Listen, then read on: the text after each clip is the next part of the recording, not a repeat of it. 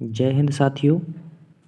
आज हम आपको एक स्टोरी बताने वाले हैं या सुनाने वाले हैं। प्रेमचंद्र जी ने एक कहानी लिखी हुई थी।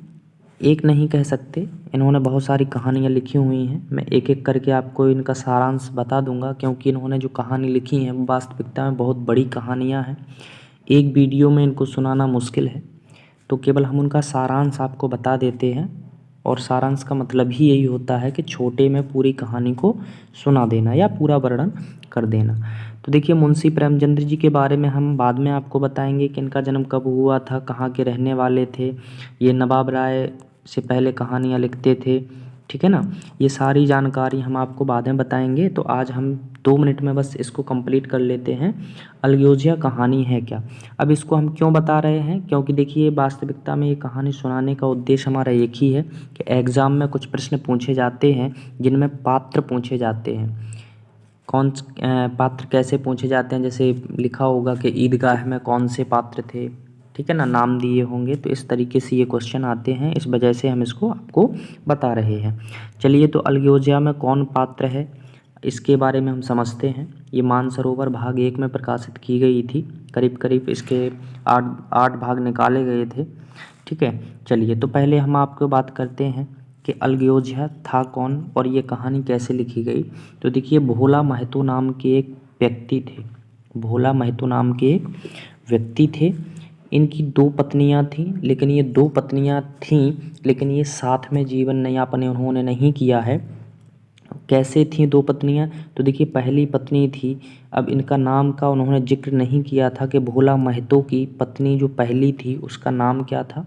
हाँ, बट ये ज़रूर उन्होंने कहा है कि इस पत्नी के मर जाने के बाद या इस पत्नी का पहली पत्नी का देहांत हो जाने के बाद जब उन्होंने दूसरी पत्नी से शादी की तो दूसरी पत्नी का नाम उन्होंने क्या बताया कि दूसरी पत्नी का नाम क्या था, पन्ना था। साथ ही साथ ये भी उस कहानी में कहा गया है कि जो पहली पत्नी थी उसके एक लड़का भी था जिसका नाम क्या था, रघु था। जिसका नाम क्या था, रघु था। तो ध्यान रखना, पहली पत्नी का जो लड़का था उसका नाम रघु था। तो एक पात्र हमारा अयोध्या कहानी का कौन हो गया, रघु हो गया। दूसरी पत्नी कौन आ गई, पन्ना, यानी कि पन्ना रघु की सौतेली माँ थी। पन्ना जो थी वो रघु की सौतेली माँ थी। तो भाई, सौतेली माँ का व्यवहार तो आप जानते ही हैं। वैसे ही ये सामाजिक जो हमारी सामाजिक दशा होती है उसी पर आधारित ये कहानी है, ठीक है। तो भाई, जैसे ही ये जो पन्ना थी, पन्ना ने वही व्यवहार किया जो एक सौतेली माँ करती है। तो रघु अपना भाई दूर रहने लगा। कुछ दिनों में ऐसा हुआ कि इनका जो पन्ना का जो अत्याचार है वो थोड़ा सा अधिक बढ़ गया। इससे वो काम कराती, ठीक से खाने को नहीं देती। रघु कई बार अपने जो उनका पिता था उनको शिकायत करता, लेकिन पन्ना इतनी खूबसूरत थी, कहा वर्णन किया गया है उसमें, पन्ना बहुत ही खूबसूरत थी। इस वजह से भोला महतो उनसे कुछ कह नहीं पाते थे। धीरे धीरे हुआ यह कि जो हमारे भोला जी थे वो भी सुधार गए। अब कुछ दिनों बाद जब भोला जी सुधार गए, यानी कि भोला जी का भी क्या हो गया, निधन हो गया। जब भोला जी का भी निधन हो गया तो बाद में क्या हुआ कि अब ये जो पन्ना थी वो अकेली पड़ गई थी, क्योंकि इनके 4 बच्चे थे जिनमें 3 लड़के थे, जिनमें 3 क्या थे, लड़के थे। केदार सबसे इनका बड़ा लड़का था, पन्ना का केदार सबसे बड़ा लड़का था। इसके बाद खुन्नू, लक्ष्मण और झुनिया, ये इनके 4 बच्चे थे। तो अब उस समय पन्ना जो इनकी सौतेली माँ थी, रघु की जो सौतेली माँ थी, वो कैसे पड़ गई, अकेली पड़ गई। अब अकेली पड़ गई तो भैया घर तो संभालना था, तो घर संभालने का काम किसने किया, रघु ने किया। सौतेली माँ का व्यवहार ठीक नहीं था, अच्छे नज़रिए से नहीं देखती थी वह रघु को, लेकिन फिर भी रघु ने पूरा घर बार संभाला। संभालते संभालते अब रघु की शादी हो चुकी थी, लेकिन उसकी मूलिया जो थी, उसकी पत्नी का नाम क्या था, रघु की पत्नी का नाम मूलिया था। अब मूलिया रहती थी कहाँ पर, मायके में। तो धीरे धीरे जैसे तैसे पन्ना और रघु की पटरी बनने लगी, यानी कि दोनों अच्छे तरीके से रहने लगे, क्योंकि ये भाई क्या है, रघु बेटा है, ये पन्ना उसकी अगर कहा जाए तो माँ ही है, ठीक है। तो धीरे धीरे इन लोगों में बनने लगी। तो पन्ना कुछ 5 साल के बाद बोली कि रघु ऐसा करते हैं, मूलिया को मायके से ले आते हैं, है ना। खाना ना बनाना पड़ेगा, मैं बाहर का काम कर लिया करूँगी तो वो रोटी वोटी बना दिया करेगी, मैं खेत का काम करूँगी तो वह घर पे काम करती रहेगी, बच्चों को संभालती रहेगी, क्योंकि छोटे छोटे बच्चे थे। तो इसमें रघु ने कहा नहीं, औरतों की वही बातें होती हैं कि भाई अगर मायके मूलिया आ गई तो मूलिया फिर हमको पूरे परिवार से अलग कर देगी, यानी फिर वही कहानी होगी कि भाई जैसे ही मूलिया आएगी वैसे ही वो अलग कर देगी। तो लेकिन पन्ना नहीं मानी और पन्ना ने मूलिया को बुला लिया। अब मूलिया तो भैया आते ही आग बबूला थी कि भाई रघु दिन भर काम करता है और रघु जो पैसे कमाता है उसका पैसा ये सब लोग उठाते हैं, ये सब लोग उड़ाते हैं। तो मूलिया ने अलग होने की ठान ली, मूलिया भी अलग हो गई, उन्होंने इस परिवार को अलग कर दिया और ये परिवार अलग हो गया, यानी रघु और मूलिया अलग रहने लगे। अब वही है, रघु थोड़ा सा परेशान था, बहुत दिन हो गए, है ना, खाना आना नहीं खाया, ठीक है। इसके बाद पन्ना के यहाँ जैसे तैसे अब रघु की बारी आई।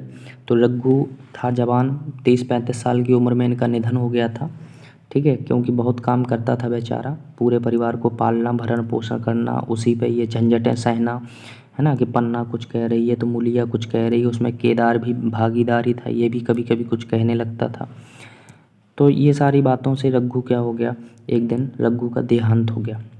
अब रघु का जब देहांत हो गया तो भाई खुन्नू लक्ष्मण सुनिया यानी कि सबकी शादी हो गई थी। अब ये केदार शादी नहीं कर रहा था, बहुत लड़कियां देखी पन्ना जी ने, उनकी माँ जी ने बहुत लड़कियां देखी, लेकिन ये शादी नहीं कर रहा था। ये कह रहा था कि जैसे ही हमारे यहाँ पर कोई औरत आएगी वो हमें खुन्नू लक्ष्मण और झुनिया से अलग कर देगी, तो मैं नहीं चाहता हूँ कि अलग हो जाएं। तो यही कहानी बस कुछ दिन चलती रही। चलते चलते जब रघु का देहांत तो हो जाता है तो इसके बाद में अब मूलिया जी हैं, मूलिया भी अकेली पड़ जाती हैं, मूलिया भी अकेली पड़ जाती है। मूलिया के भी 2 बच्चे उस समय हो चुके थे, मूलिया के भी 2 बच्चे उस समय हो चुके थे।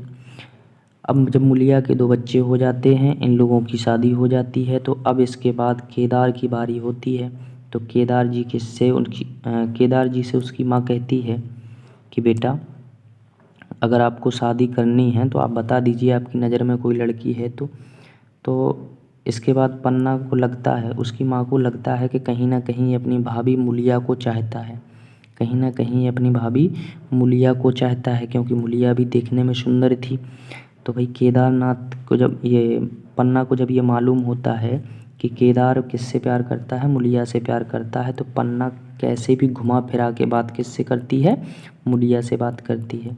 तो मूलिया कहती है उसको केदार को तो कोई भी अच्छी लड़की मिल जाएगी, मैं ही क्यों।